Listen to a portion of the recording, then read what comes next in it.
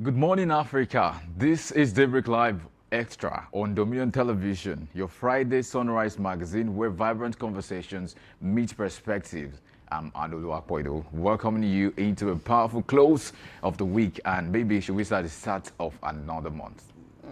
Okay, I'm Adelako. Whether you're rounding off the work week or gearing up for the weekend groove, we've curated the stories, the context, and the clarity you need to step into your Friday informed and inspired.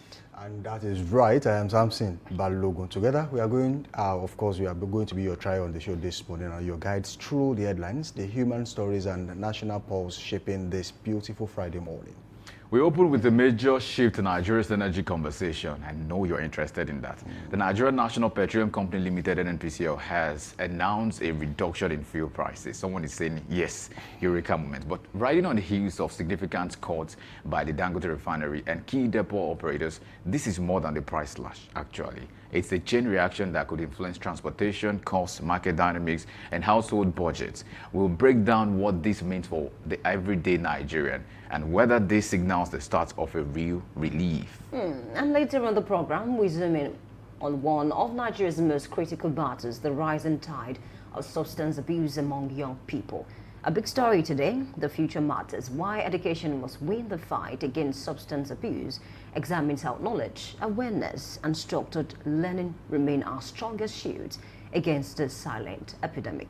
All right, and joining us to unpack this urgent national issue are Olanike Olatunde, General Manager of the Ayo Fatokun Foundation, and Victor Ogunshino, the Media Director of the same foundation, representing an organization committed to empowering the underprivileged, strengthening community development, advancing health education, and championing access to quality learning.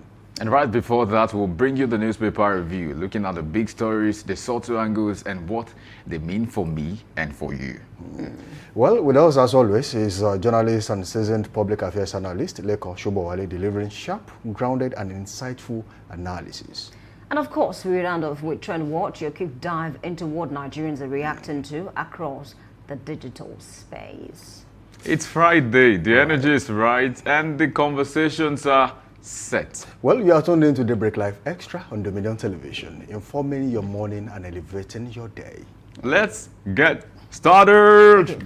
It's an extra, you know, 2 days to December. The energy has to be high. And I want to ask you this morning, where do you got the energy from?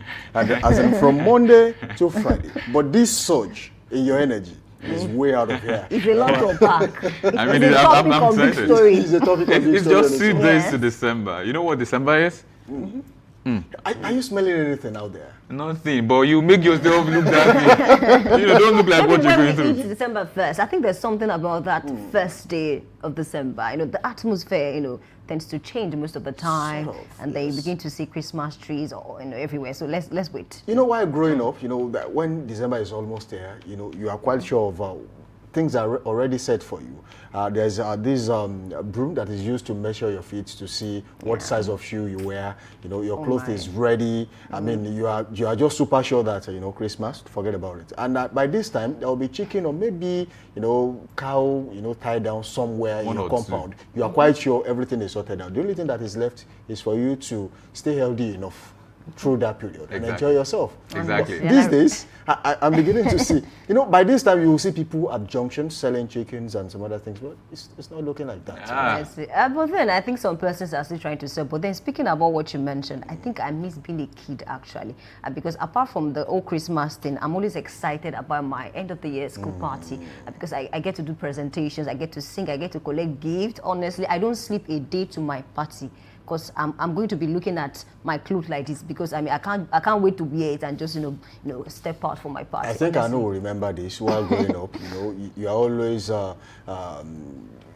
in anticipation of what you get when you take Christmas meals to your neighbors. Yeah. Well, that is no longer happening. It's also one of the ways we connect in our society. It's one of the very founding ethics of my culture, or my culture generally, and then it's a nice thing to do, really. But like you also mentioned, maybe I miss childhood a bit, but then, I mean, life Adulthood is no scam. I wanted to say, but that's why you are here. Yeah. Anyway, it is quite clear. Subjective. Of course, Father Christmas will be coming in on the 1st of this month, and we are inviting everyone to be a part of this joyous celebration. I mean, all schools, churches, you are free to bring your watch here. It's Even just adult.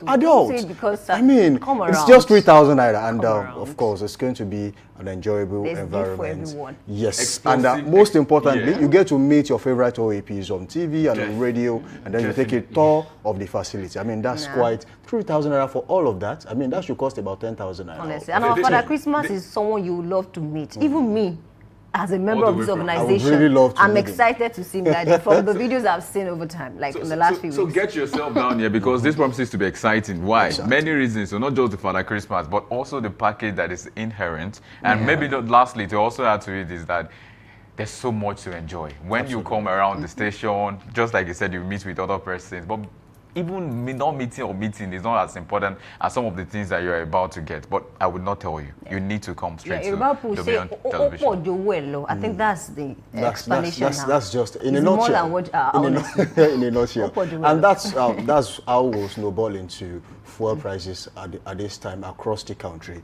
The festive season is here, and some of these fuel marketers and refineries have decided to look, let's bring down the price a little bit. I mean, sometimes around this time, a few years ago, you'll be really worried about what it will cost to get a liter of fuel, because aside from you struggling to get fuel, what other thing you will be struggling to do is the fact that you won't even see fuel, because you will be at filling for gas stations queuing to get fuel. But I don't think that is going to happen this time around, because fuel prices, one way or the other, is dropping. According to a survey conducted in Abuja, as at yesterday, about 15 naira sharp drop in price. I mean, if we can see that drastic drop in price to maybe 500 naira, don't you think that should help us enjoy Christmas a little bit? Going forward, that would be a development, especially for this time. But beyond this time, we still are clamoring for, let's have it continuously. Let's have it not just once in a blue moon. Let it be a continual,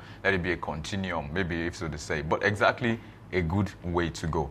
NNPCL slashing by 15 naira, and then Dangote refinery, because they brought it down, NNPCL. So it's even that's what we're saying. Depot owners like Exactly. ITU and the rest also decided to. That's why we are bring down calling the for a price. competition or a competitive market for fuel and all of these products. Why? Because it helps everybody to say, I'm selling at this rate, I want to beat you, so I can drop my price and get more customers. So it's a beautiful environment to thrive, especially for anybody who wants to venture into that, to say independent marketers are also going to benefit from this. And I know that sometimes I want to question or wonder why the price of this, or pricing, let's put it that way, is always different, especially it's always on the high side. Not that it cannot be on the low side, but for a lot of reasons, maybe for some reason beyond us and beyond them as well, they have to shoot it up. But I think it is, if we are seeing it now, so that means it could have been done before now. But I'm not saying that it should drop drastically. I'm saying that it can drop one after the other, like one step after the other,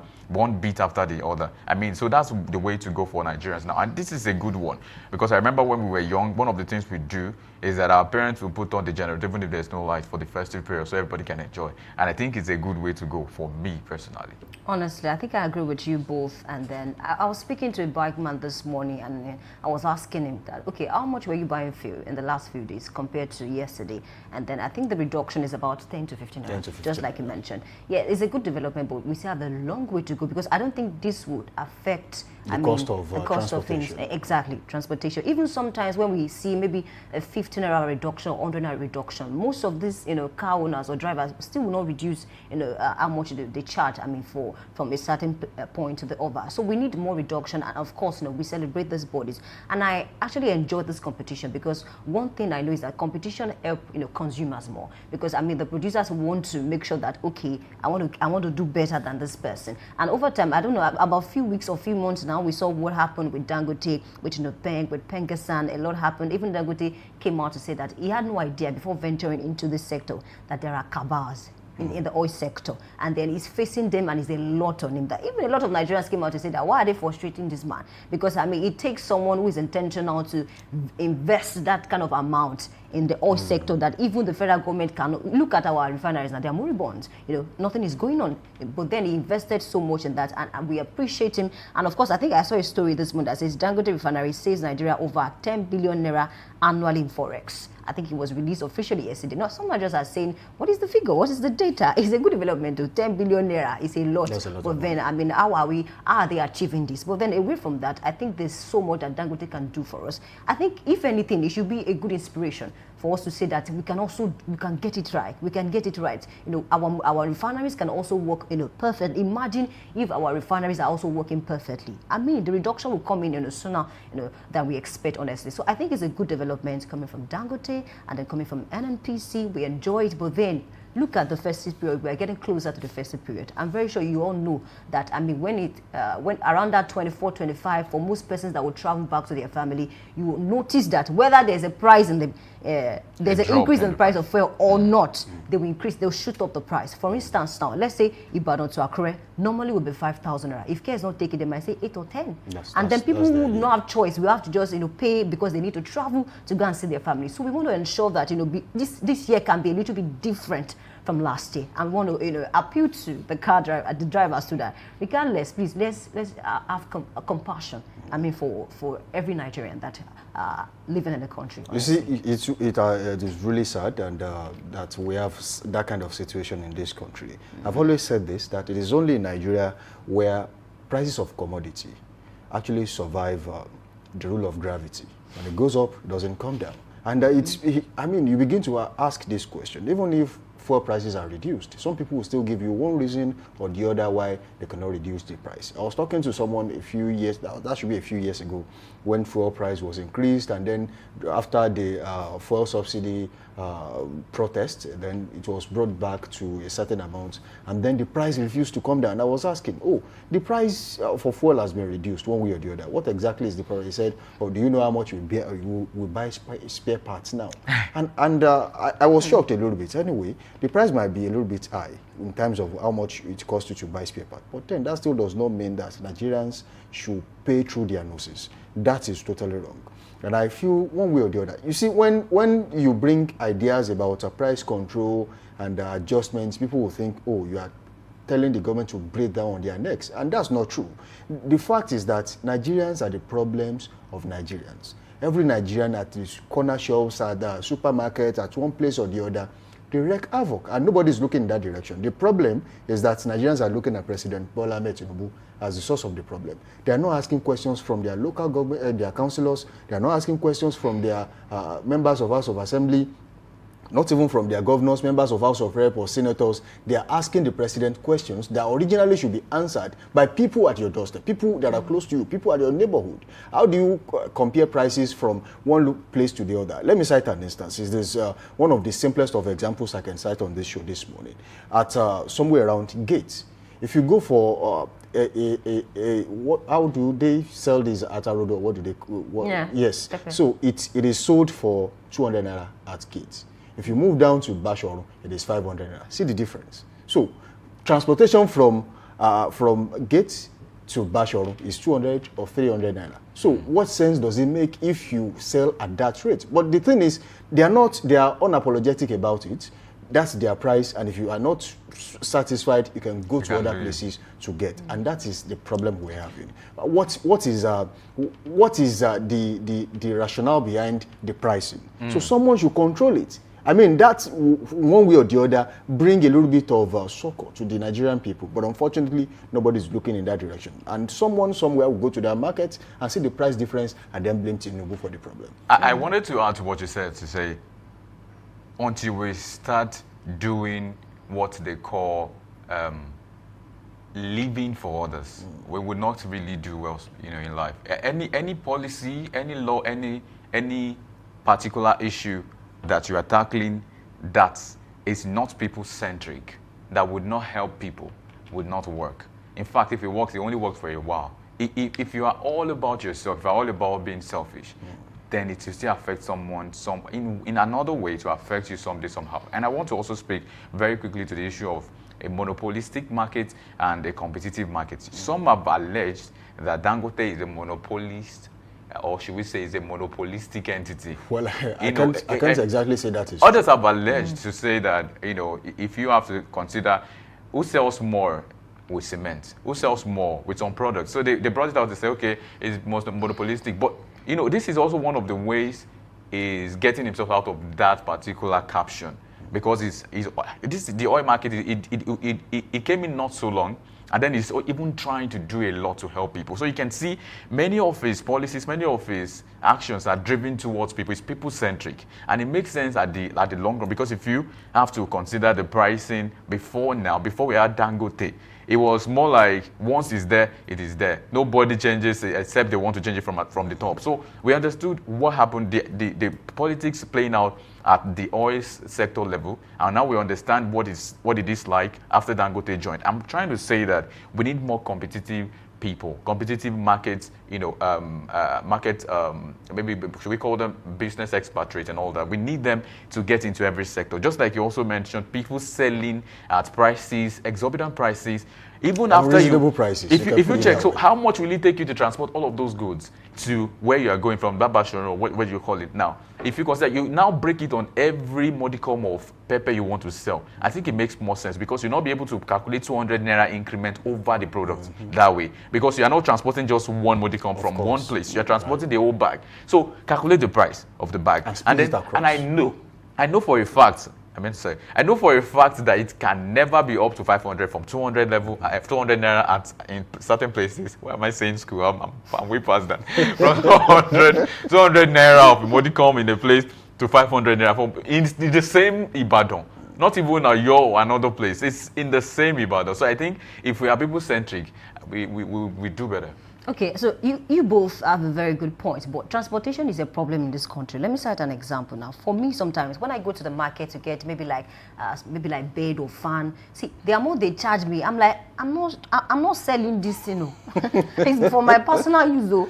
And you are charging me 3K from where to where now? So transportation is a big problem. And I think most of these sellers, they face that problem. And that's why you see that most of them, they will say, okay,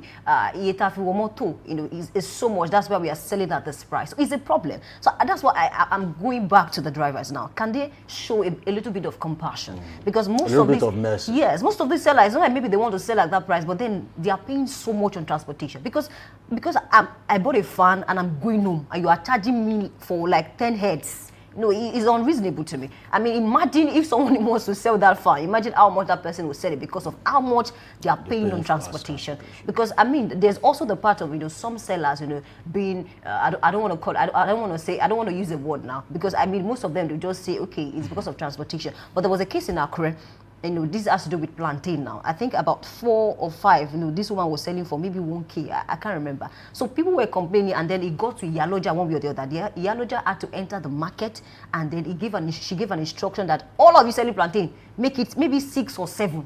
It happened at a time like that. And the people were, celebrating the Iyaloja to say, oh, thank you so much, because these people, they're actually, doing too much at this time. So all of this, so people can be excessive sometimes. But I've seen cases whereby transportation is a big problem, and then these people don't have a choice than to sell at certain prices. I think lastly, before we go, the president is doing so much in terms of diplomatically removing the bottlenecks surrounding, petroleum in the country. And I think he's doing so much. They started with naira for crude approach, and then I think it is working for Dangote. And there are so many other things to do to make sure that the cannibalization of the oil industry is put to an end. It's something that has really affected us one way or the other. There are some people who are beneficiaries of the wrath in that industry, and that should be put to an end. And talking about what you said earlier about the industry being a monopolistic environment, yes, the NNPCL did that a long time ago, where it is just an NPCL. They had refineries, they control it, and most definitely when it came to importation of fuel, they controlled everything. Even as of now, they have a hand in what is going on. At least they have a share in the Dangote refinery.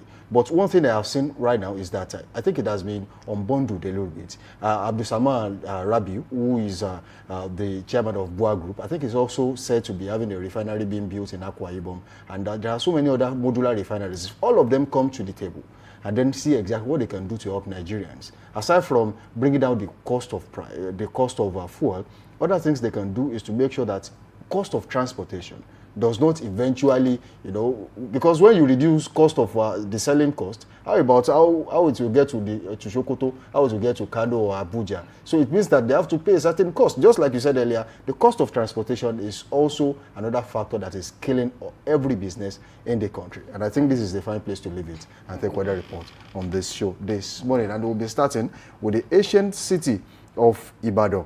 Right now in Ibadan, weather is a little bit cool, and it is quite enjoyable right here in the city of Ibadan at 26 degrees Celsius. Weather is quite fair, and later in the morning it will rise to 30 degrees Celsius, partly cloudy, and there will be showers in the afternoon at 33 degrees Celsius. It will be partly cloudy later in the evening at 26 degrees Celsius and reduce just a notch to 25 degrees Celsius overnight, and cloudy right there in Ibadan today. So if you are in Ibadan today, maybe you should walk around with your mini umbrella. You might just be needing it in the afternoon. Okay. Let's cross over to Ekiti this morning. Weather feels like 23 degrees Celsius, and later is expected to rise to 29 degrees Celsius and mostly sunny around 1%. In the afternoon, 32 degrees Celsius, mostly cloudy around 24%.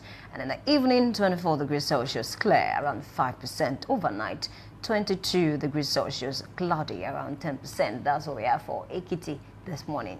And from Ekiti to Lagos State, Nigeria, the weather feels like 32 degrees Celsius, but there are variations across from morning to night. Of course, later in the morning, the weather rises to 29 degrees Celsius and is expected to be mostly cloudy. There's also a promise of showers in Lagos State today in the afternoon at 30 degrees Celsius. Later in the evening, it drops by 2 degrees Celsius to become partly cloudy, and overnight, it drops one notch further to 27 degrees Celsius, and it's expected to be mostly cloudy as well in Lagos State, Nigeria today.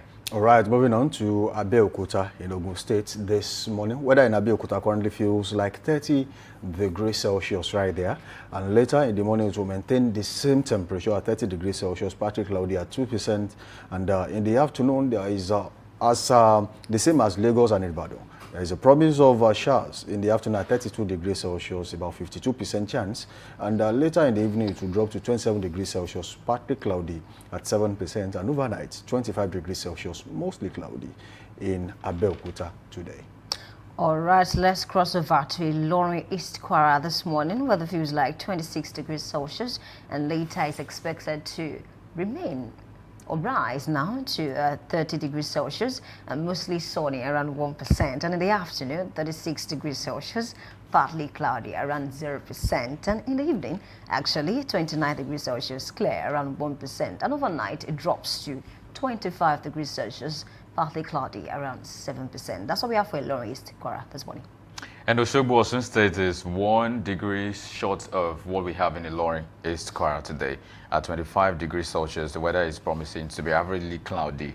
And later in the morning, it rises by 4 degrees to 29 degrees Celsius, and it's expected to be partly cloudy. It rises much further by 4 degrees Celsius in the afternoon to 33 degrees Celsius, also expected to be partly cloudy.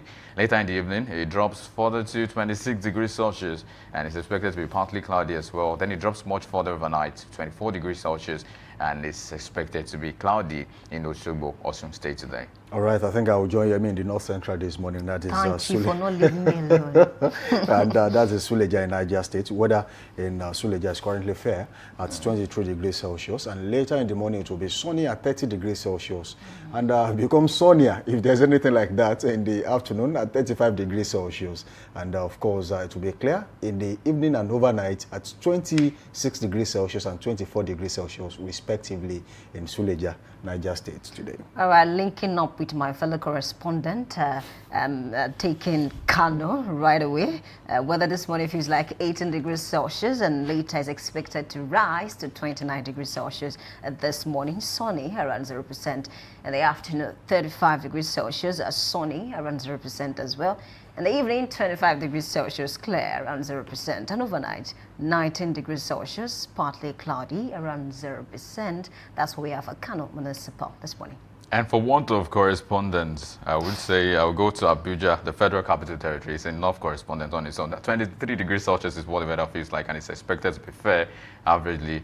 And later in the morning, the rises to 30 degrees Celsius, mostly sunny in Abuja.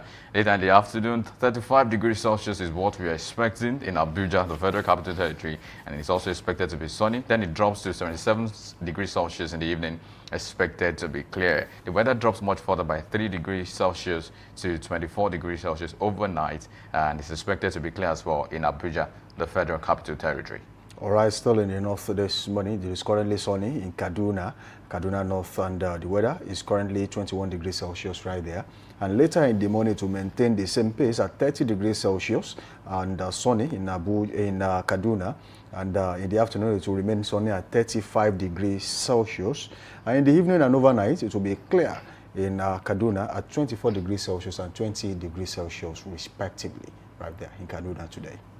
All right, Yemi reporting for Dominion News live at Port Harcourt now, Rivers State. Weather this morning feels like 22 degrees Celsius, and later is expected to rise to 27 degrees Celsius, mostly cloudy around 12%, and in the afternoon 27 degrees Celsius, mostly cloudy around 7%, and in the evening 23 degrees Celsius, mostly clear around 8%, and overnight 22 degrees Celsius, partly cloudy around 9%. That's what we have for Port Harcourt, Rivers this morning.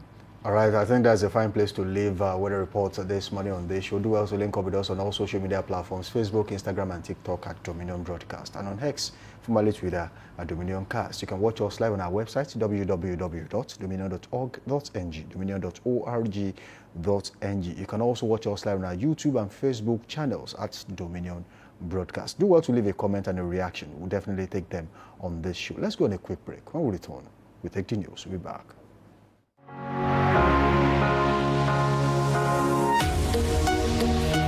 Live from the heart of the action. Welcome to the nerve center of Next Level Broadcasting.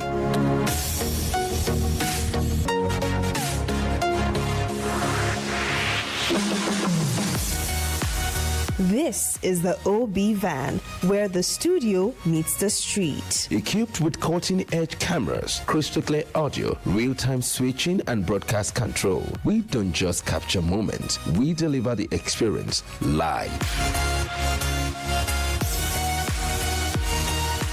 Anywhere, anytime, from stadiums to red carpets, breaking news to buzzing festivals, weddings, birthdays, and all sorts of ceremonies. We bring the world to your screen in real time. It's not just a van, it's a complete mobile production house, a command center, a broadcast beast. This is more than a broadcast. This is the OB van difference.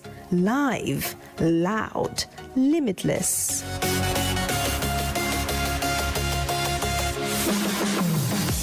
Ready to go live? Like never before. Book the OB van today and take your event to the world. One powerful broadcast at a time.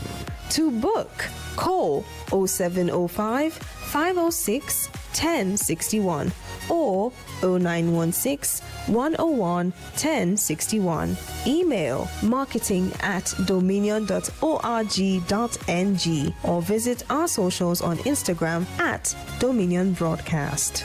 Dominion Broadcast, your channel of choice.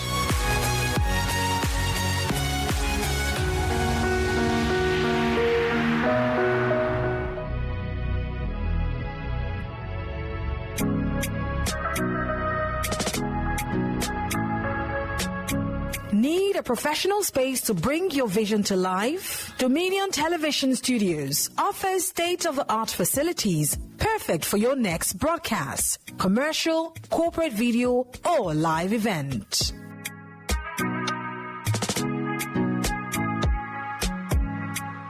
With flexible rental options, cutting-edge equipment, and a supportive team, we provide the perfect environment for high-quality productions. Unleash your creativity. For bookings, email us at marketing@dominion.org.ng. Call us on 0705 506 1061 or 0916 101 1061. Check us out on Instagram, Facebook, LinkedIn, and TikTok at Dominion Broadcast and on X at Dominion Cast. Book your space today. Dominion Television, your channel of choice. Character Commission, FCC, marking a significant shake-up in the leadership of the agency responsible for ensuring equitable representation in federal institutions. The confirmation took place during plenary presided over by the Senate President Godswill Akpabio. Omidjiro was confirmed alongside Peter Eze from Enugu State and 36 and other nominees as federal commissioners following the presentation of a screening report by the Senate Committee on Federal Character and Intergovernmental Affairs.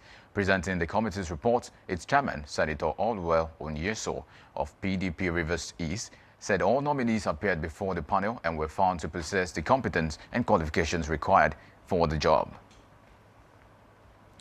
And in Oyo State government has announced plans to restore cocoa production as one of the state's major economic pillars through the approval of 3 billion naira for the establishment of the Cocoa Rejuvenation Project. This was conveyed in a statement signed by the Commissioner for Information, Dotun Oyelade, and made available to newsmen in Ibadan. The project, which will be driven through a public-private partnership, will be coordinated by the Oyo State Agribusiness Development Agency and the International Institute of Tropical Agriculture, IITA. Similarly, Oyo State government has issued a high-level security alert following intelligence suggesting that the notorious militia leader identified as Boyi Actor, who is on the wanted list in Ogun and other states, has been sighted in Saki, a border town in the Okeogun area of the state.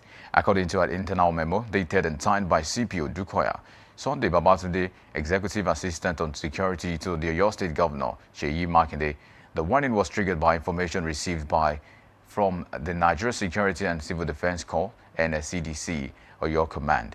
The document reveals that Boyi Actor was reportedly seen moving in a black tinted vehicle, though details of the car's make and model had not yet been provided by security sources. The memo suggests that the suspect's presence in Oyo State may be part of a wider movement to pave the way for members of his group from Niger, Kwara, and Kaduna states, raising concerns about possible coordinated infiltration. Away now from Oyo State, the Kogi State Police Command has dismissed reports circulating on social media alleging that bandits have invaded Zango, Krosha, and Felele communities in Lokoja. This was disclosed by the command spokesperson, William Aya, describing the report as fake news aimed at causing panic among residents. He noted that security personnel, including the police, mobile force, and counter-terrorism units, had been deployed to strategic locations in order to ensure safety. And in business, the federal government, through the Ministry of Communications, Innovation and Digital Economy, has signed Memoranda of Understanding (MOUs) with the government of Sierra Leone to strengthen bilateral cooperation. Minister of Communications, Innovation and Digital Economy, Bosun Tijani, led the high-level Nigerian delegation to Sierra Leone for the Nigeria-Sierra Leone Digital Economy Bilateral Trade Mission. The meeting culminated in the signing of MOUs to deepen cooperation across digital public infrastructure, digital trade, cybersecurity, youth innovation, and technology transfer.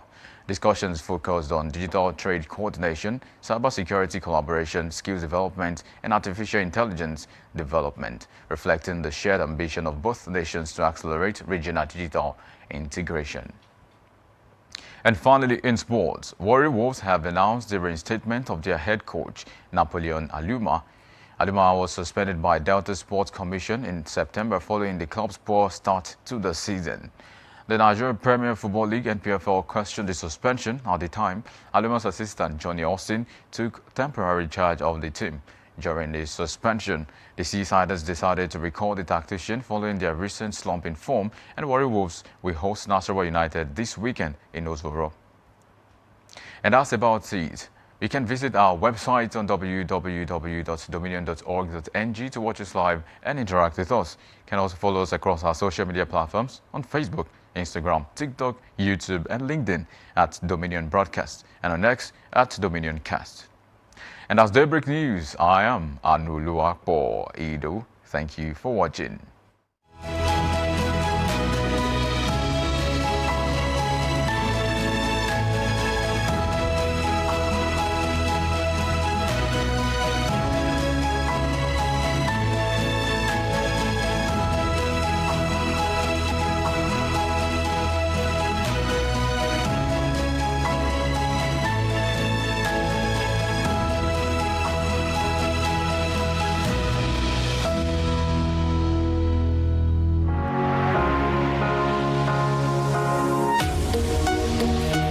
Live from the heart of the action. Welcome to the nerve center of Next Level Broadcasting.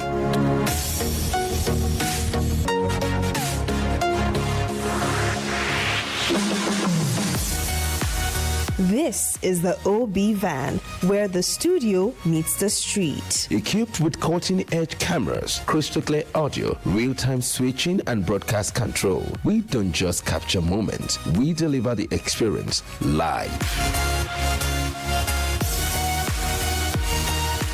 Anywhere, anytime, from stadiums to red carpets, breaking news to buzzing festivals, weddings, birthdays, and all sorts of ceremonies. We bring the world to your screen in real time. It's not just a van, it's a complete mobile production house, a command center, a broadcast beast. This is more than a broadcast. This is the OB van difference. Live, loud, limitless.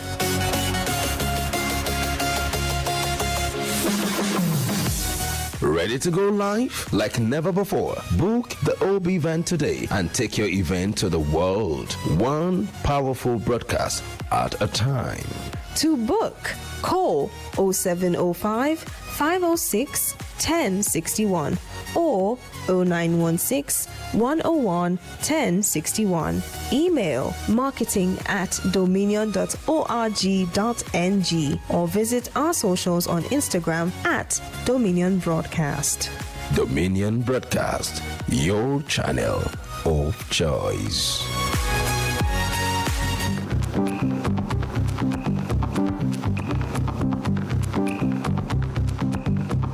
Boale, assistant journalist and public affairs analyst. Welcome on board this morning. Good morning. Okay, let's start from Daily Trust. Quite a lot to talk about this morning. I have this headline that says, bandits abduct 6 girls, boy in FCT. Is there an end to all of this? Because, I mean, the past few days now, the president, is doing a lot, giving out offers, push out the forest guards, withdraw escort from VIPs and a whole lot of things. I even read a story whereby, the president asked the Senate to allow any state who wants to establish a state police to go ahead. But then, regardless of all of this, development, we are not really seeing changes. Instead, we are seeing more, kidnapping cases. What do you make of that?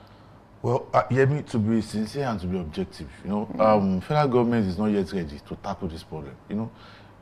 Giving orders, giving directives, that is not the solution to this problem.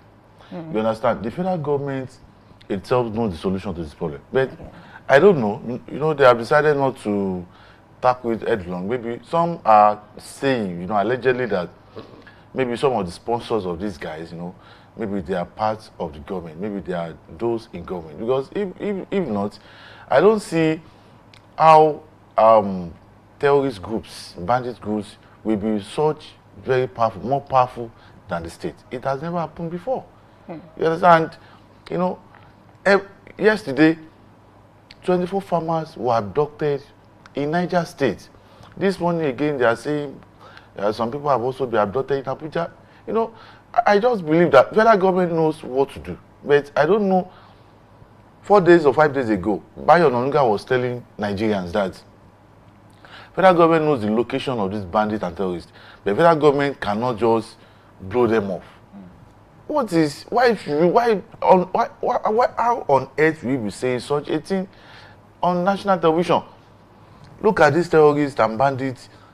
Before they released the KB school girls, they were asking them in Hausa language that yesterday I was, looking through the social media and I saw, a helicopter, in the forest, bringing foods and some other things to the terrorists in the bush. Helicopter. How come? So, I am very sure that our military, we have military intelligence, we have Navy, we have Air Force, and you keep telling us that you know the location of these guys, but you cannot kill them. You cannot just, for me, it's as if, Nigerian government is as if they are still, maybe they are still, I don't know, maybe they are not yet ready. But they know where these guys are. They know who these guys are. Recently, I saw one of the leading leaders of the terrorist group attending a party in Zamfara State with so many of the bandits with guns, with explosives in Zamfara, in Guzo, the Zamfara State capital. And they are settling this guy, they are taking care of these guys.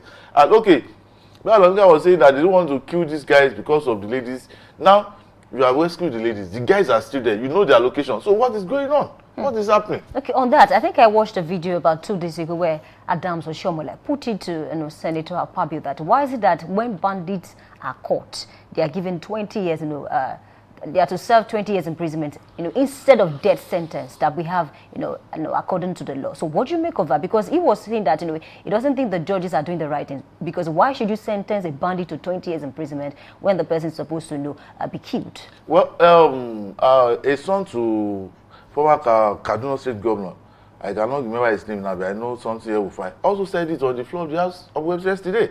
The guy specifically said, why will you sentence Mazi Nnamdi Kanu to life imprisonment when you have a terrorist and you are sending such to 20 years imprisonment? Well, for me, as a journalist and as someone that is monitoring what is going on in Nigeria Senate, is that it's as if there is no concrete law, as regards this. And thank God, from their proceeding yesterday, the Nigerian Senate has started the process of ensuring that there is a definite law that once you are caught, whether as a kidnapper, whether as a terrorist, whether as a bandit, it's death sentence straight. So that will be resolved as soon as possible because, looking at Nigerian Senate yesterday, I can see that, they are ready to do the needful. And, Nigerian Senate can only make law.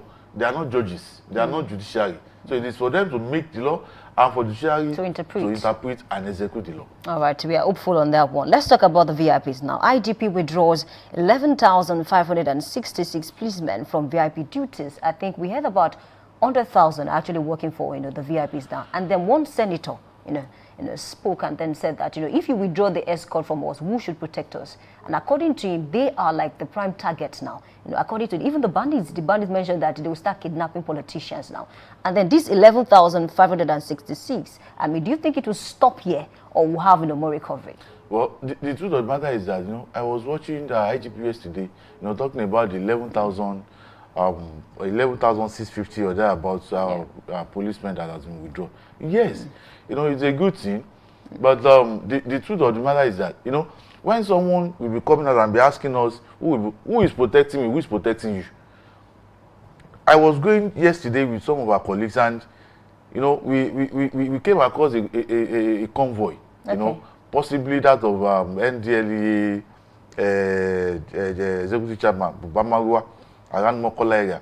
And I was just telling our colleagues that, see, look at all these guns. We have almost 20 guns just for one person, protecting him. If you deploy, give him 2 guns, give him 2 officers. The 18 remaining guns, 18 remaining officers, let them go back to their primary assignment, which is, safeguarding the lives and protecting the properties of the residents and the citizens. Of what is the essence of having VIPs. They are not even, when you are saying VIPs, you are not talking about governors, you are not talking about presidents, you are not talking about even ministers. You are talking about the privileged ones in society. Sometimes you see a VIP, with 4, 5, 6, 7 policemen, and you ask yourself, what is the position of this man? Who is this person? No office, no official responsibility. It's just that the only difference there is that, he's so fortunate to have acquired wealth, whether illegally or legally. Nobody knows. So I think the directives given by President Bola Ahmed Tinubu, yes, is a good one, but the execution, the IGP was saying yesterday that thank God it was another from the president, that family members, relatives, friends will not be putting pressure on him to give them and all those stuff. But should that even be at all? Look at our religious leaders across board. You see our religious leaders using 4, 5, 6, 7, 8. When you are telling your church members, your followers that God is able to protect them, why won't you allow God to protect you also? So I think, this issue of police protection is being mismanaged. When you have the president, when you have the governors, when you have the maybe few ministers, and but you have individuals, VIPs, using, it has been abused. You even see some police officers carrying bags, carrying shoes, but they are principals. This is when you have a whole lot of police stations without police officers. So what is the essence? So I think the order by President Bola Ahmed Tinubu, yes, is a good one. And I just hope, because till this morning, I'm still seeing police officers protecting the VIPs. Till this morning. That's what I'm saying. Do you think we'll be able to recover more than this? Yes, we should be able to recover. If, the IGP said the stuff is ongoing, the process is ongoing, that they are trying to withdraw more. But I'm telling the IGP that there is a need for him to withdraw more. Me, I'm still seeing them, the policemen with VIPs. See, let all of us be equal. There is no need for, Yoruba will say, so let all of us be equal. No more police protection, no more anybody that and of course, President Bola Ahmed Tinubu gave them an option. Go to NSCDC and get your protection. Even private security firms. Even private security firms. Do you need guns? Do you need security with guns? You need security that will be clearing the road for you that Baba is coming. So do you need people that will be... See, let me give you an instance. I was with a politician some time ago, and he called me that, Shobok, I want to see you. And I was at his office. And immediately the man came, the policeman came down, and they started shooting. Wow. And I was wondering, I was telling a friend of mine that we went there together that, why are they shooting? They are just wasting bullets. I was at Ogunmosho sometimes ago, and I don't want to mention a public officer in this state, it was about going out. I was with him, it was about going out, and the policemen started shooting for no reason. And these are the kinds of things that, it is so sad. But I just want to believe that IGP Egbetokun will follow to the latter the directives of the president. Okay. It's a fine place to leave that discussion. Let's talk about Guinea-Bissau now. Democracy on the strain. I'm taking this headline from the Guardian newspaper. Democracy on the strain as fresh coup hits West Africa, draws condemnation. Yesterday, I think we read a story that said that, the former president of this country, Goodluck, was trapped in Guinea-Bissau. But I think later yesterday, the federal government said, oh, he's safe. We've been able to evacuate him. Yes. All these, coups that we are seeing in West Africa, is it not, something to be worried about? Because in this same year, we've seen several coups. Even in 2023, we saw something similar in Madagascar, Gabon, Chad, all of these things. What do you make of it? It's really sad that we are, as a continent, we are still suffering from things like this. Well, the truth of the matter is that our leaders are yet to learn their lessons. And the moment they learn their lessons, possibly some of these issues will stop. What happened in Guinea-Bissau? Guinea-Bissau got its independence in 1974. 1974 till date, how many years? And Guinea-Bissau remains one of the poorest countries of the world. And, we have a president, Soko, that never bothers. Guinea-Bissau has been described as a country with a large chunks of drug barons. You understand? President Zoko has been, has been living as if nothing is happening in that country, has been living in that country as if he's in United States of America. You understand that? Now, you conducted an election, you lost an election, you are the one that was even declaring yourself a winner. The other, Paera was the opposition candidate, also declared himself as a winner. Without the electoral body coming out to announce. So, this cannot just continue. They forget that there are some people that are watching there. There are some people that are observing, looking at what is going on. So, the military boys, the junior military boys, they took advantage of that and they seized power. Under the fact that there was chaos in the country, there was unrest in the country, and they want to restore order. Will you now be telling them not to restore order? You cannot stop them from restoring order. So, and don't forget that there are some nations of the world, powerful nations of the world, that are sponsoring these guys. It almost happened in Nigeria, if not for God and So it is especially in West Africa, there are some power blocks, that are interested in some of these countries, some of these nations in West African states. You understand? And they are, fueling this thing, backing these guys. But our leaders are so careless, they are so carefree. They always believe that nothing can happen. They always believe that, okay, if the United Nations, the United Nations was saying yesterday that they should restore constitutional government. Nigeria is saying they should restore constitutional government. ECOWAS is saying they should restore constitutional government. It is not easy. It is not that easy. The moment they seize that power, that is the end. What is that? Look at, what's the name? Burkina Faso. Look at Mali. Look at Niger. Have they been able to restore constitutional government? It is not that. It is not. Don't let this happen at all. So it is our leader. Our leaders needs to be very careful. West African states, we have ECOWAS. Members of the ECOWAS, our leaders in the ECOWAS should be able to, talk to themselves. Should be able to, discuss and, you don't wait for Russia. You don't wait for France. You don't wait for US to come and tell us the right thing to do. Don't you know? A country that got its independence since 1974, are you now saying that they don't still know the right thing to have been, you understand? So I think it is, for me, it is so sad, but it is a lesson for West African states. It is a lesson for Nigeria. It is important for our government, the way things, see, we are approaching 2027 now. By next year, you start seeing some political fireworks. And, if it is not well managed, these are the avenues that these guys, that they, these are the avenues they take advantage of and they strike. So it is important for our leaders, not only Nigeria, in West Africa, because by the time, if you are having 20 West African states and 15 is being run by a military government, what is the pointer? What are you telling us?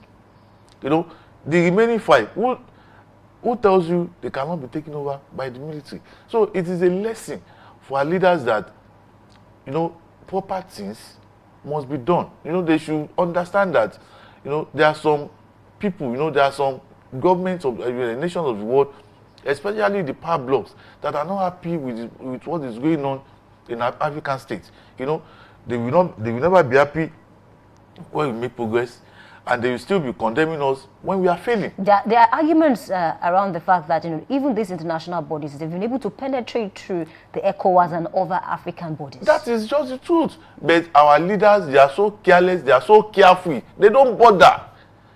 It is only when these guys strike that they now be talking about restoring constitutional government. What kind of constitutional government are you talking about? So it is important for our leaders to, it is not just you sit down, ECOWAS state, do what is right. Okay, look at what is happening in Nigeria now. God forbid. If someone comes and is saying that because of what is happening in Nigeria, if it happens in some countries of the world, it will have taken over. But thank God for who we are in Nigeria. And it's not as if they are not trying it.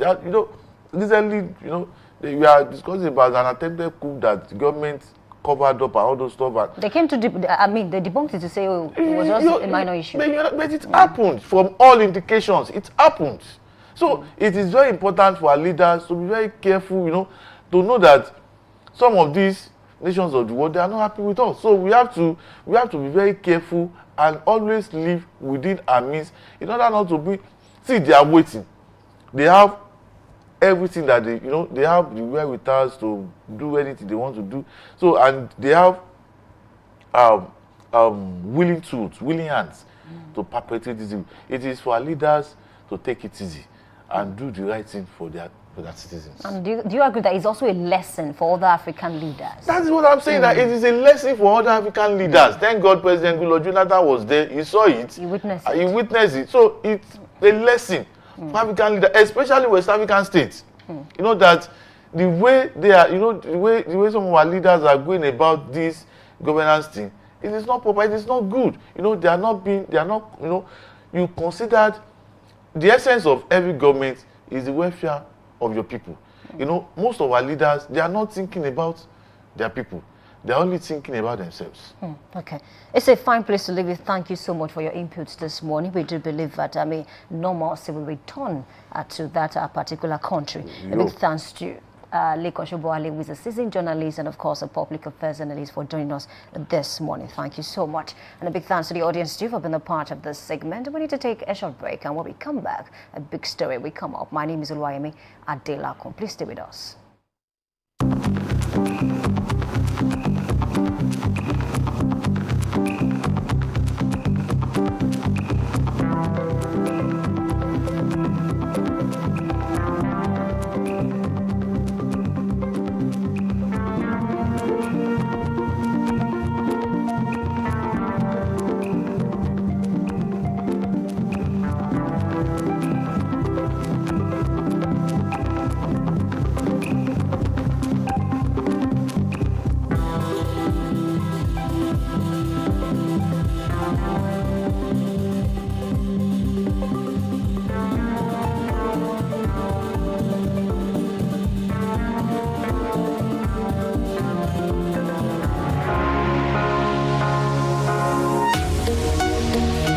Live from the heart of the action. Welcome to the nerve center of Next Level Broadcasting.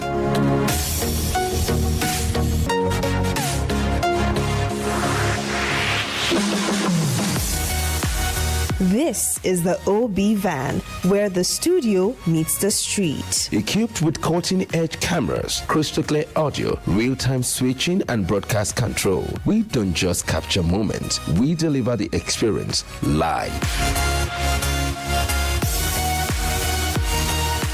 Anywhere, anytime, from stadiums to red carpets, breaking news to buzzing festivals, weddings, birthdays, and all sorts of ceremonies. We bring the world to your screen in real time. It's not just a van, it's a complete mobile production house, a command center, a broadcast beast. This is more than a broadcast. This is the OB van difference. Live, loud, limitless.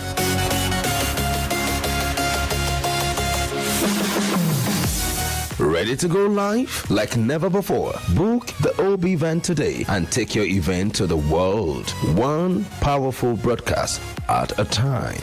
To book, call 0705 506 1061 or 0916 101 1061. Email marketing@dominion.org.ng or visit our socials on Instagram @Dominion Broadcast.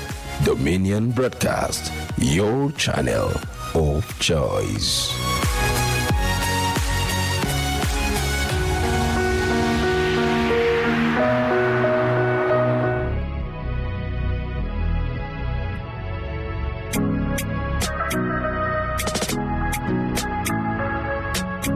Need a professional space to bring your vision to life? Dominion Television Studios offers state-of-the-art facilities perfect for your next broadcast, commercial, corporate video, or live event.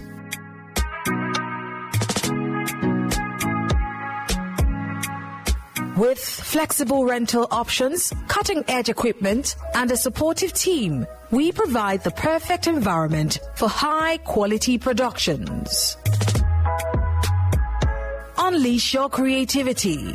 For bookings, email us at marketing@dominion.org.ng.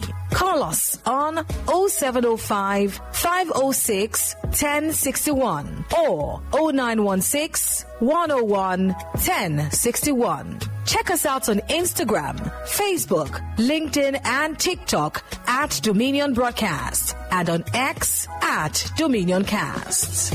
Book your space today. Dominion Television, your channel of choice.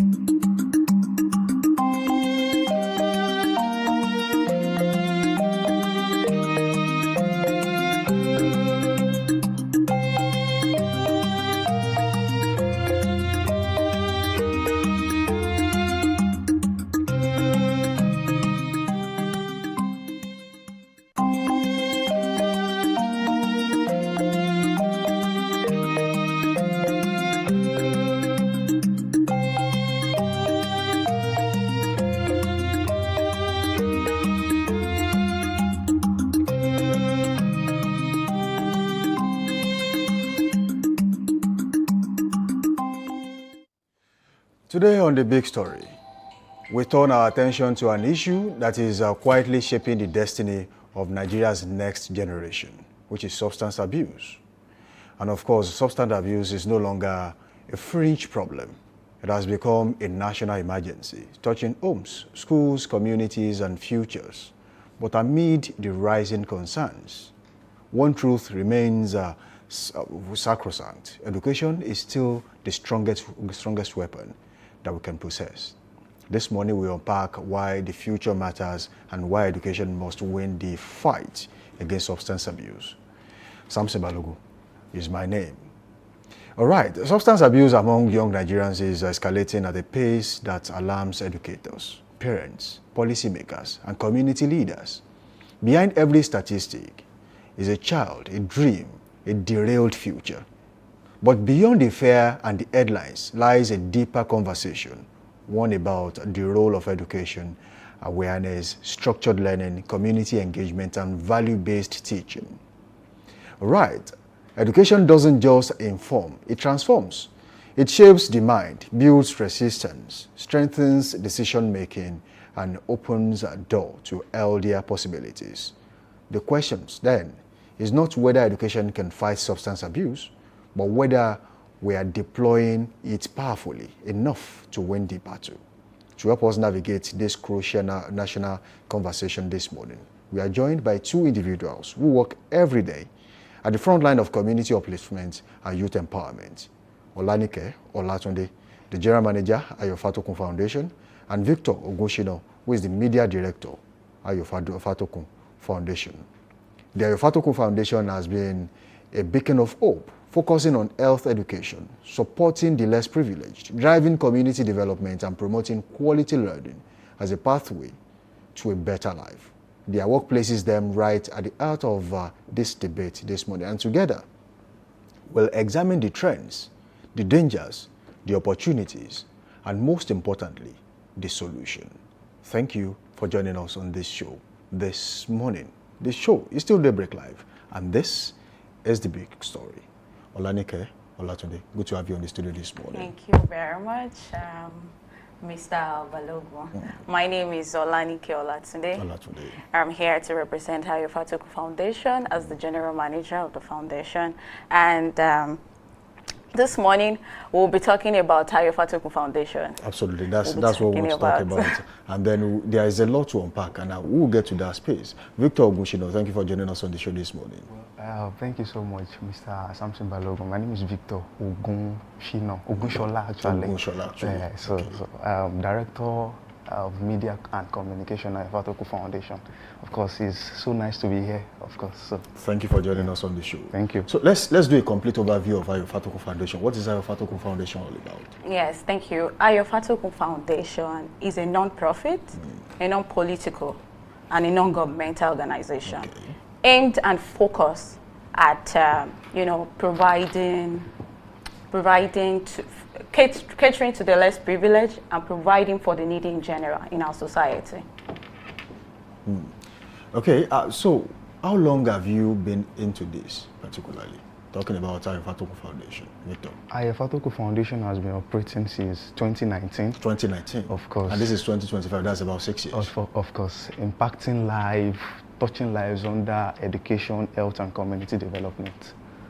So, when you talk about the issue at hand, talking about drug abuse in the country, most of the times if you check the narrative, it is usually around the youth, it centers around the youth, and it's a menace that is yet to be curbed in our society. What is Ayo Fatoku Foundation doing to put this to an end? Thank you very much. Ayo Fatoku, again, we have, as a non-governmental organization that caters to the need of the poor, we have 4 major areas of focus. Okay. Number 1 is the education, the health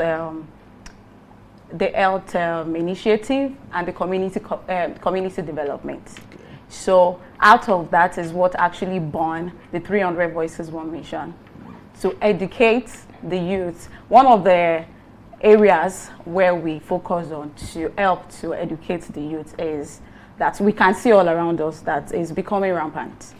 So one of the initiatives is, the way we think we can contribute to that is by bringing youth together. Those ones who are not already involved, of course, some people need rehab, others just need the right set of mind. And mentorship. And mentorship and guidance. And that's why we are here, to bring together people that have knowledge, people that have been there and they were able to scale through to say, you know what, you're on the right path. Focus on your education. So we are here to teach them, mentor them, gather students around your state, around Ibadan specifically, because the work is around Ibadan, to teach them, talk to them, mentor them, and guide them. So let's scratch beyond the surface a little bit more this morning. How rampant and how prevalent is drug abuse in Nigeria, or your state and Ibadan, to be specific? Thank you very much. Well, for your state, I'm not quite sure. But the NDLA statistics by the NDLA shows that about 25 to 40% of young adults, and that includes teens and, between the age of 16 to like 25, they are vastly involved in the use and abuse of substance. And that is why we are here, and the numbers keep increasing day by day. I was about to ask you, why do you think we are beginning to have a surge in substance abuse in our society, despite efforts by organizations like yours and even the government to make sure that this is curbed? Victor, can you take that very quickly? So, this is a problem that is becoming more rampant, just like my other colleague have said. And so, permit me to speak Yoruba a little bit. Nígbà kan, àwọn bàbá wa láyé àwọn bàbá wa. In fact, let me even talk up to 2005, 2010, people are not prioritized from maybe their friends, society. Peer pressure. Peer pressure, thank you so much. That's number 1. Number 2, then when people want to take substance abuse, or when they want to abuse substance or take, all these hard drugs and thereabouts, woman healing they do it at, a very usually not done place, in the open. not in the public. But you see, now it's becoming out there. In fact, these young ones are not even hiding it anymore. She understands. So we see that, okay, this is a problem. In fact, let me tell you a story. There's a particular guy at the area that I grew up is into this shoemaking and all of that. He's very brilliant. Okay, so there are this kind of people that do things in the local, but their products are, top notch. All of a sudden, I went back to the same area. The same area, few months ago, sorry. And I saw this guy, in a very bad state. And then the shop also is not there again. So I was asking around, okay, what happened to this person? So they were telling me that, okay, he joined band gang and he started taking drugs. So Kololare then, now, it would have been a very good person to the society. Promising. Of course. But because of substance abuse, it turned out to be another thing. So this is what we at the Ayafatogu Foundation see to now say, oh, okay, we can speak up against this and say, okay, young ones, you have a better life ahead of you. And substance abuse and addiction is going to destroy it. Of course, there are some people that are deep into it. There are young ones also that are coming up that they just need awareness to be raised around it. They just need someone to tell them that, okay, what you are doing would not take you anywhere. In fact, it will destroy your life. So that's why Ayafatogu Foundation is coming up with 300 people. We'll get to the event. Just hold on a little bit. No problem. So, of course, to now say, okay, we have to talk about this. This is a problem. And in fact, you see, social media also is also adding more to the problem with our influencers, our celebrities, some faction of these people take all these things. And this young one sees them as role model. Role model. So they also, take all these things and, it's not adding up, it's not helping. So that's why we say, okay, let's do something, let's stand up, let's talk against this, and let's speak that, okay, you have a future, and this thing you are doing is not going to take you anywhere. So, of course, yeah. Okay, Olanike, your foundation, Ayafatogu Foundation, champions education.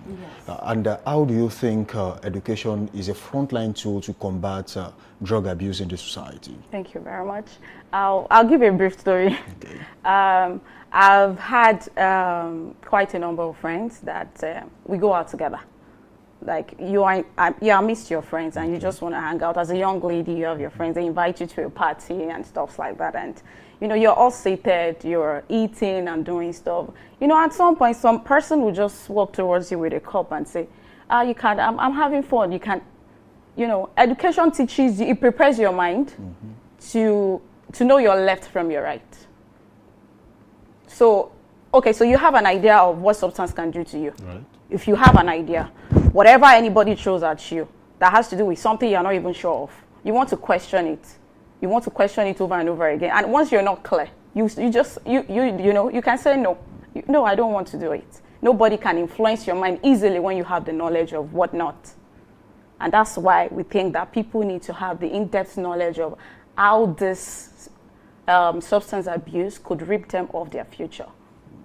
Okay, so let's talk about value-based education and mentorship.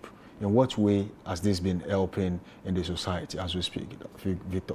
Well, we have people that are speaking against this from time to time, but of course it's not getting more popular than people that are, promoting taking of these things. So, just like I said, in a group of these people that take all these substance and drugs and whatever, these people that are speaking against it, their main aim is to say, okay, if I can get one person that is going to stop this thing, that would also influence other Someone people else to also stop, then it's a win. And so far, so good, although it's not showing. That's why we're calling on to people, parents, teachers, everyone to speak against this. If we continue to speak against this, of course, it would continue to reduce and decline as we go on. So mentorship on this has, of course, been helping so far, so good. And it will continue to help. So that's why we're charging everyone to also speak against it. Okay, Olanike, let's talk about the role that parents should play, teachers, community leaders, religious leaders. What role should they play in bridging the knowledge gap? Thank you very much. I think education, so to speak. It doesn't end within the four corners of the classroom. Yes, thank you very much. Exactly. So education should continue after the school hours.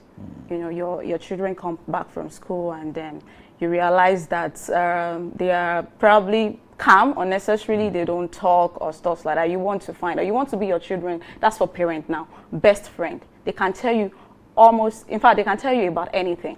So you know when they are doing something that is beyond natural. You know, you can talk to them, sit them down, educate them, know the kind of friends they mingle with.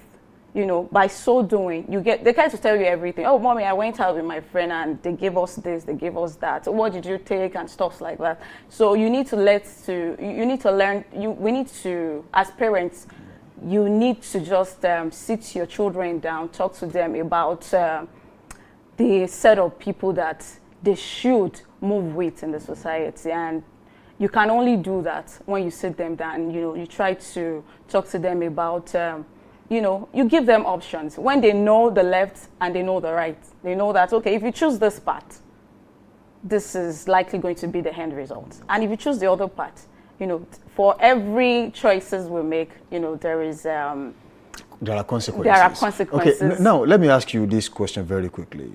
There are some families, parents-children relationship with no communication channel. So who should be asking more questions, the child or the parent? The parent, in this case. The parent should be asking more questions. And that's why you need to be your children's best friend, like I said earlier. If you are friends with your children, it becomes very easy. Every other thing is in place. Communication is key. Always talk to them. How was school today? Did you meet new friend? What did you talk about? Oh, okay, it's the end of the year party. How was it? You follow them to events, to school events. Sometimes you need to accompany your children to their friend's birthday party or whatnot. Well, I mean, you don't have to be there every time. You can't be with your children every time. But communication is key, and the children and the parents need to ask more questions. More questions. Talking about this industry that you have found yourself, non-governmental, and of course, it is something that you have done for some time. What role do you think the government has played so far? And what other government actions or policies do you think can be implemented to further push down the narrative and, of course, curb what we currently see as the spate of drug abuse in the society? Well, quite a few. I'm sure the Ministry for Youth and Sports, they have had several events in time past to educate the youth. Just like a few days ago, too, we were speaking to Mr. Olojede, the SSA, to the governor on student mobilization. And they just concluded some events to educating the youth from all from various institutions across Oyo State. So I'm sure there are other initiatives that I don't know of that have sprung up in the course of students focusing on their education and ignoring substance abuse. So there are quite a few, and the government, yes, they're trying. I mean, these are arms of the government I've mentioned. Okay, so how can civil society organizations like Ayofatomo Foundation do more than what we currently see? Because the word more is actually more. So what do you think some other civil society organizations like yours can do? And how do you think collaboration can add value to what you currently do? Okay, so we'll keep talking, we'll keep bringing initiatives on board on how we can tackle this problem. Part of this is an awareness work.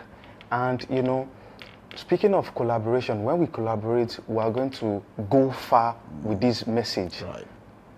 And it's very important for non-government organization, non-profit, to come up with various initiatives, work with local stakeholders, local communities. In fact, schools, it won't be a bad idea if non-profit organization go to school to say, okay, we want to discuss this particular issue with your students.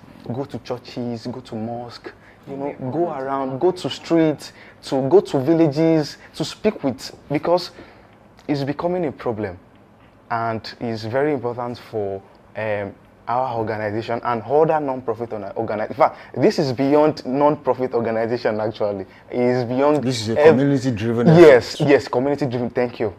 So it's very important for each and every one of us to say, okay, we have to take charge and speak against this. In fact, to buttress what Madam Onalike said, you know, there are some cases where young ones found themselves in these things, maybe by peer pressure or influence. Now, when parents, guardians, teachers found out, it's very important for them to sit them down in love and in compassion, because agidi oleshe,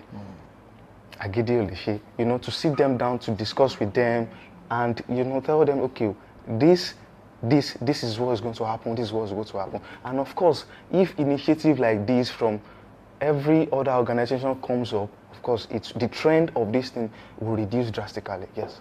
Okay, Olanike, if the government fails to support at this time, if nothing is done by the federal and state government, what is the long-term consequences of our national development and the youth population in the next few years?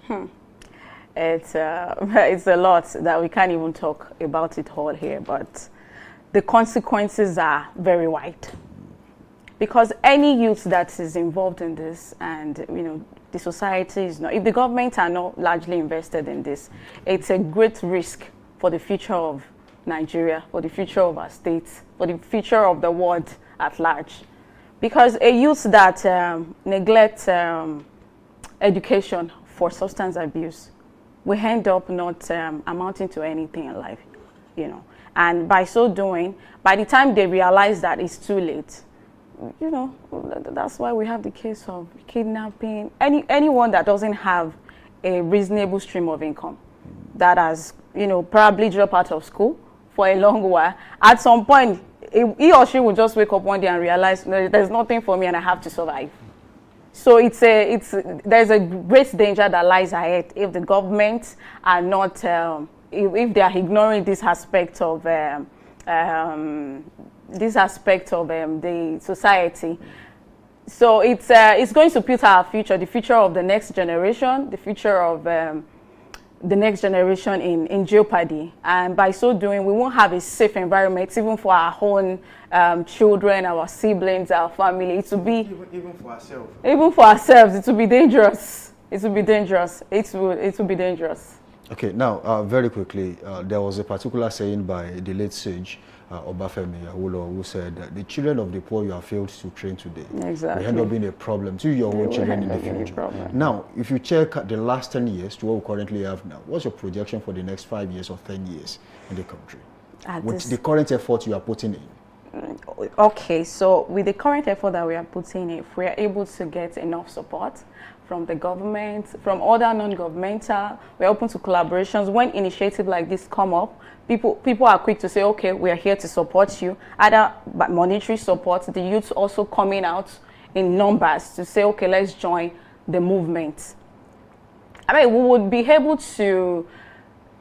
to arrive in the next 5 years to a very safe space where even if we are not able to take it out completely, we have reduced number of young people that are, you know, involving in this substance abuse case. Okay, so on the flip side, if we win this fight through education, through awareness and early intervention, what could the transformed future of a Nigerian look like?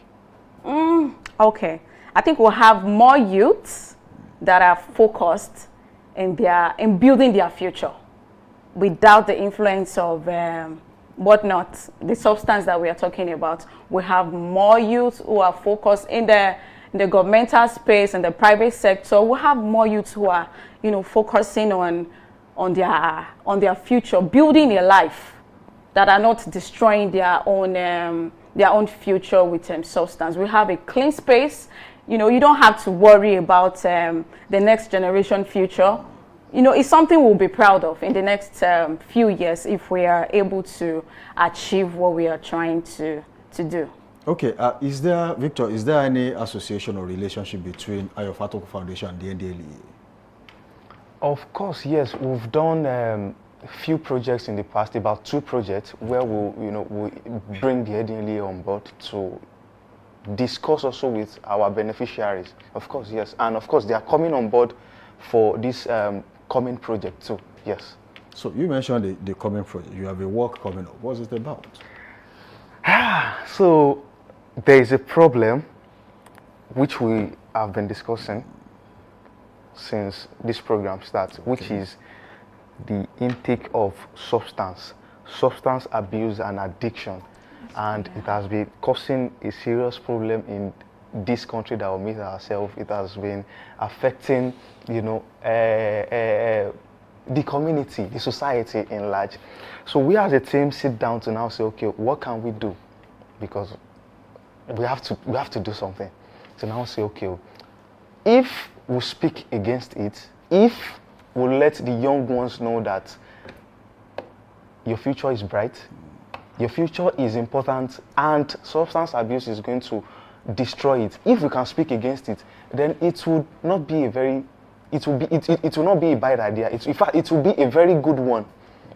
So that's why we now say, okay, let's organize a program where 300 people will be on the road to talk about it. One person is just going to shake. Is just going to shake a little part of the city, but 300 people on the road speaking against something is going to, have more impact. So that's why we say, okay, let's organize this program to have a 5-kilometer awareness walk where we'll have 300 people on the road to speak against substance abuse and addiction, and encourage our young ones to focus more on their education and the things that matters in their life. So, yeah. So the event is a 5-kilometer awareness walk, 300 voices, one mission. Yes. So you are setting out to have the same goal. And I've seen some people post this design, especially in the industry, and I've seen how this has gone viral so far. So how have you been able to manage to push this to this extent? Well, this is one of the platforms. Our social media space as well, we've been able to collaborate with some of the notable personnel in the society, like the likes of Ronnie G. Okay. She's been helping us with the awareness as well. Our social media platform, the Ayofatoku Foundation, on Facebook, Instagram. Sheon Fakorede himself. These are the people coming on board. Victor Olojede himself. We have Babatu Michel as well coming on board. So we are trying. Even though we are open to collaborations, we need more collaborations. But these are the space we've been using because it's a chance to save a life. And it requires a collective effort. So when is this event coming up? It's coming up on the 5th of December, which is the International Volunteers Day. Okay. Because we have Ayofatoku also have our foundation volunteers coming on board as well, and then we are open to adding up as many youth as possible that can come out to join the work. So you mentioned that the onboarding process is still very much on. Yes. So how do people get to reach out to you to be a part of this process? Is there a registration process? Yes, there's a registration link for every single youth. It's available on her bio across all our social media platforms, on our social media pages. Yes. So they just click there, they'll see the register space, and of course they'll register. And so the social media accounts, what are the social media accounts you have on? Facebook, Instagram, TikTok, and what are the handles? Instagram, Ayofatoku Foundation. Facebook, Ayofatoku Foundation. LinkedIn, Ayofatoku Foundation. And on X, formerly Twitter, Ayofatoku Foundation also. So the theme here for this year is the future matters. Choose education, not substance abuse and addiction. This is something you have been working on for a long time. How much impact, Olanike, how much impact do you think this will have in the society, at least for the next few years? Like I said earlier, this is more than just an event. Okay. It's a movement. It's a chance to save life. The impact this will have is to create a safe space for the next generation to be safe. You don't have to worry about your children going out and coming down with, bad influence and stuff like that. Because if we don't curb it now, it's going to emerge and progress into something that we might not be able to curb in the next decade to come. Okay. So the movement starts now, the voice starts now. And that's why we're bringing people on board to speak to the youth, to say, you're on the right track if you've not started. People, those that have started, they need rehab, they need help. They also get to learn that this is not the way. you have a brighter future ahead of you. And by so doing, they don't get to influence the ones who are still clean. Is this a yearly thing, or it's just a one-off? Is it going to be? How to describe? It's so kind that every day it thinks about how to invest in the lives of the youth. You know, he doesn't think about himself. He thinks about having a space where the youth can say, okay, I've become this because of this person. My life, I've taken a new turn because of this person. So he's one person that is largely invested in seeing the youth amount to something big in life, in seeing youth, achieve their dreams, achieve their aims in life. And that's one of the reasons why the foundation has been able to come up with this. This initiative especially was born out of that. Okay. Ayo Fatoku Foundation itself was born out of... so where is Ayo Fatoku Foundation located, if there's an office? Yes, we have a physical office at Iyaniwura Building, Basharon, opposite Islamic High School. Okay. And if anyone wants to reach you now, through our channel, phone numbers? Yes, we have a phone number. The phone number to reach us on is 090 okay. 88 888 987. All right, once again, please. 090 88 888 987. Okay. Of course, we have our email, also Okay. ayofatokufoundation@gmail.com. Please take that again. ayofatokufoundation@gmail.com. All right, Olanike, if you are to leave a message for an average Nigerian young person in the society as we speak that is currently struggling with peer pressure or maybe substance temptation, what would you say to such person at this time? I will say to you that as a youth myself, I've been there. I've had series of events where my friends will say, those I called my friends though, until you get to a certain environment with some people, you don't know what they are capable of. So each time, you need to have a mind of your own.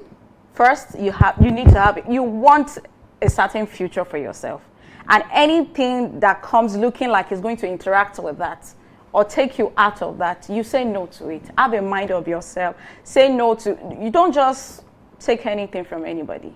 Sometimes when they know that you have a mind of yourself and you consistently say no, they will tend to want to infiltrate your drink or do whatever. Okay. Have a mind of yourself. Always say no. And if it gets to a point where you have to separate or detach yourself from some friends or influence just to avoid, please do so.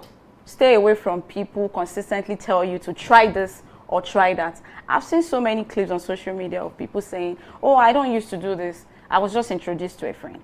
Okay. So you need to learn to stay no and stay clear of the environment. Please. All right, thank you, Olanike and Victor, for joining us on the show this morning. Thank you very much. It has been an eye-opening session with you. And most likely, we'll also have some members of staff of Dominion Broadcast Group at your event. All right, as we conclude today's big story, one message rings clear. The future is too important to be surrendered to substance abuse.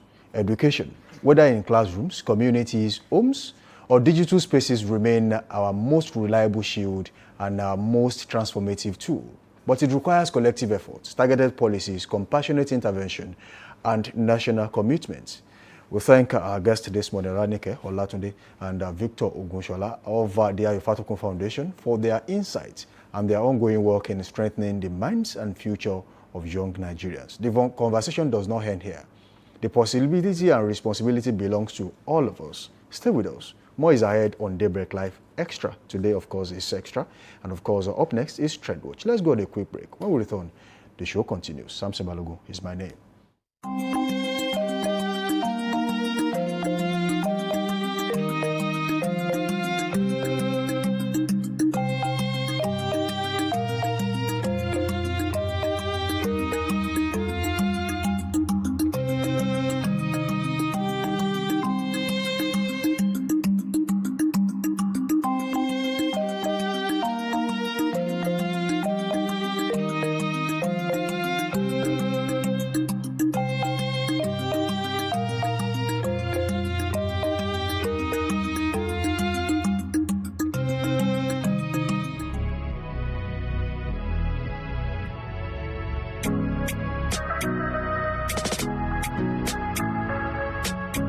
Need a professional space to bring your vision to life? Dominion Television Studios offers state-of-the-art facilities perfect for your next broadcast, commercial, corporate video, or live event.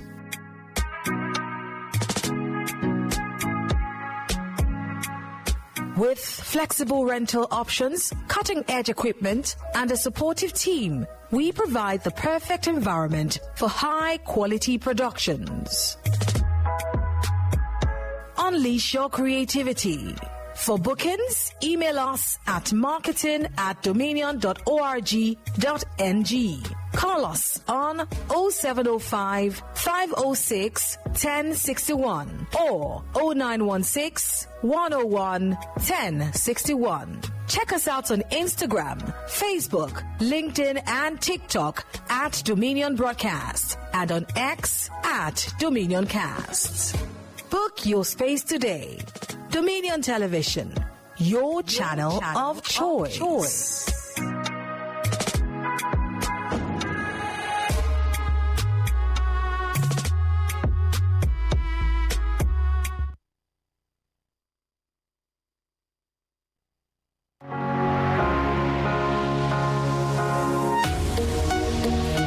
Live from the heart of the action. Welcome to the nerve center of next level broadcasting.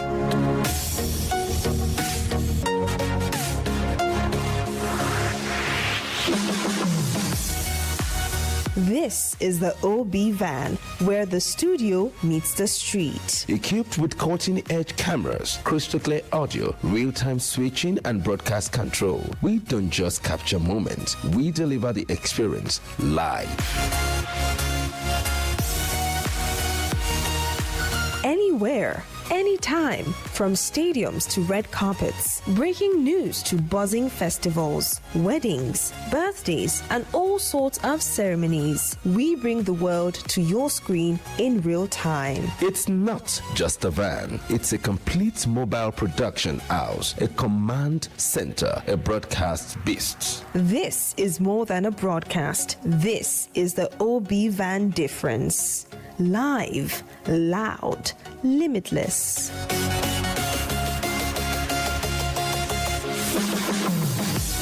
Ready to go live like never before? Book the OB van today and take your event to the world. One powerful broadcast at a time.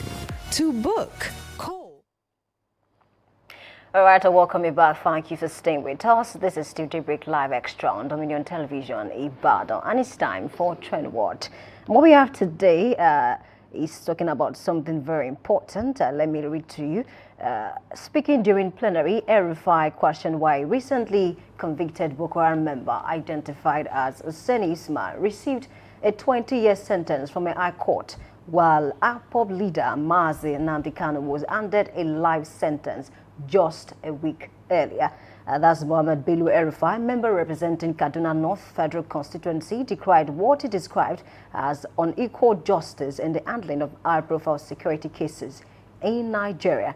And speaking during the plenary, he questioned why a recently convicted Boko Haram member identified as Ismail, just like I mentioned, received 20 years sentence from the High Court, and Nnamdi Kanu had received a life sentence. I read, he said, I don't understand why one terrorist gets 20 years and the other gets life. There is this idea that justice is served differently and it affects the problem.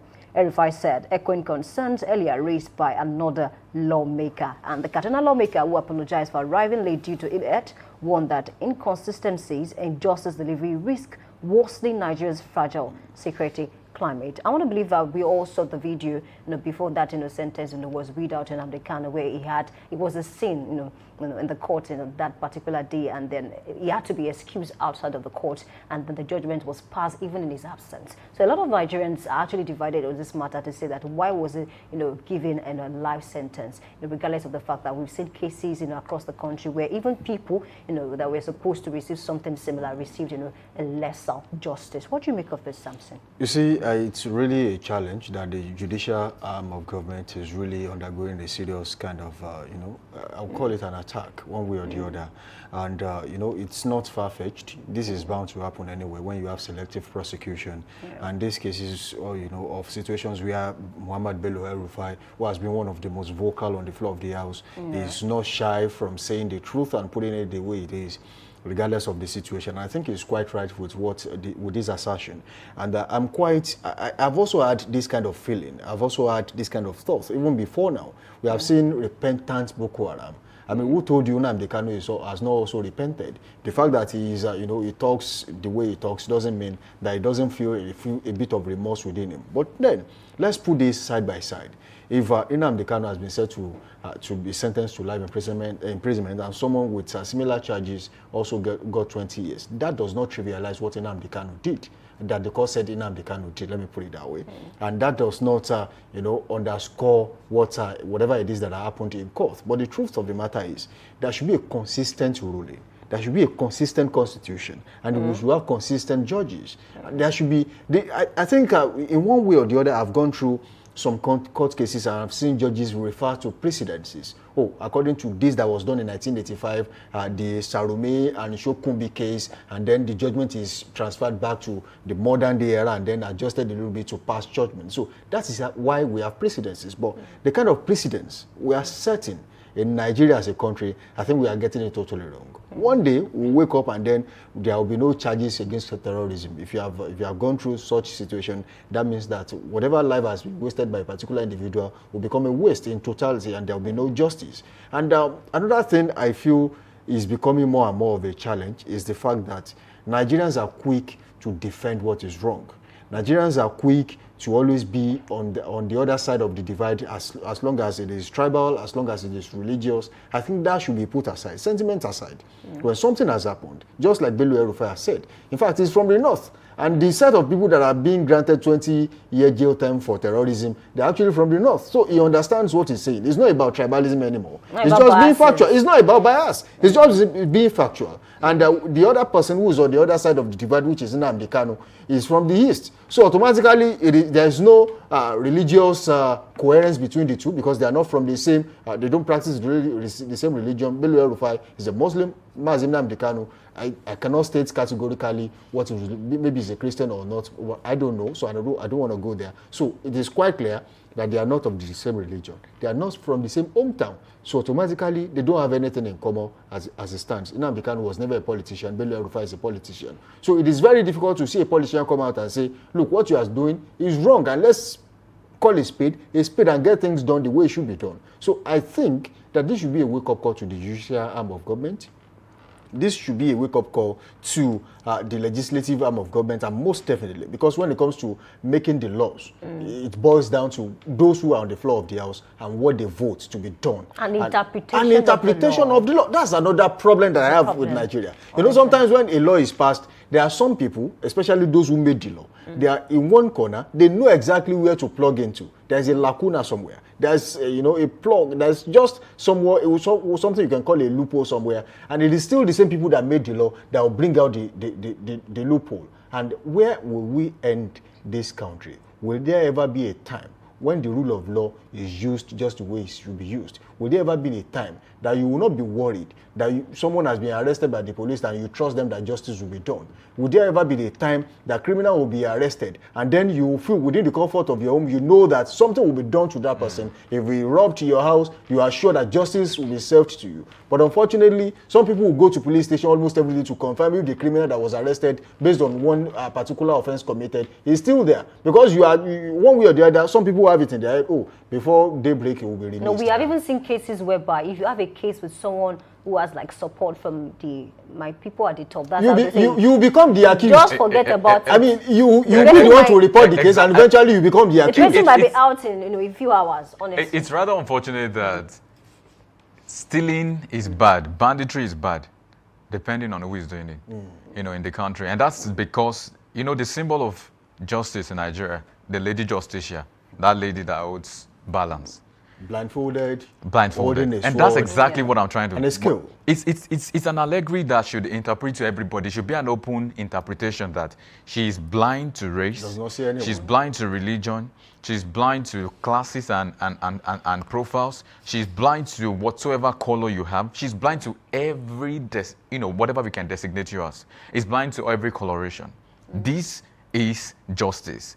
Justice in Kaduna should be justice in Ibadan. Justice in Lagos should be justice in Abuja. This is what we are saying, because if we have Lady Justicia to represent the justice system, it means if she's blindfolded, let it be blind to everybody.